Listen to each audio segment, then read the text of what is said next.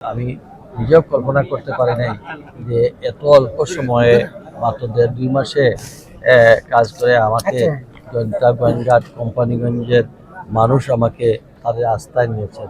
আমি কিভাবে তাদের সেই যে ডিমান্ড, তারা যে উপর আস্থা করেছে সেটা কীভাবে ফুলফিল করব, আমার মাথায় এখন থেকে সেটাই শুরু হচ্ছে। আমি তারা তো তাদের অবস্থান থেকে তারা ভোট দিয়ে আমাকে নির্বাচিত করেন। এখন তো আমার দায়িত্ব তাদের সেই আশা, তাদের সেই বিশ্বাসের জায়গাটুকু আমি কাজ করি। এবং আমার বিশ্বাস আমার দলের চেয়ারম্যান জনাব তারেক রহমান আশা করি দেশের প্রধানমন্ত্রী হবেন এবং তিনি ওয়াদা করেছেন তিনি প্রধানমন্ত্রী হলে তিনি আমাকে সর্বাত্মক সহযোগিতা করবেন। আমি শুধু তার প্রতিনিধি হিসাবে ওইখানে গিয়েছি। অতএব সিলেট জনতা গোয়েন্দা কোম্পানিগঞ্জ নয়, শুধু পুরো সিলেটে দেখুন ইনশাআল্লাহ একটা ডেভেলপ।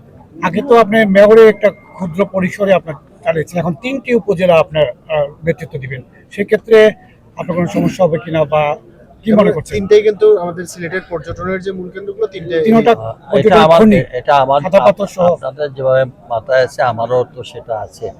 দেখা যায় আমি তো এটাকে কিন্তু আমি এই সেন্সেই বলবো যে মহান আল্লাহ পাক রব্বুল আলামিন তার ন্যাচারাল বিউটি দিয়ে তার নিজেই ক্রিয়েট করে ফেলেছেন। এটাকে শুধু একটু আমরা মেনটেনেন্স করে একটু প্ল্যান ওয়েতে যদি সাজিয়ে দেই, ইনশাআল্লাহ is a beautiful city, another city of Sylhet, another city of Bangladesh. দুধার চকলেটে একাকার হয়ে ওঠা প্রাণ লেয়ার সম্পর্কের মিষ্টি ম্যাজিক।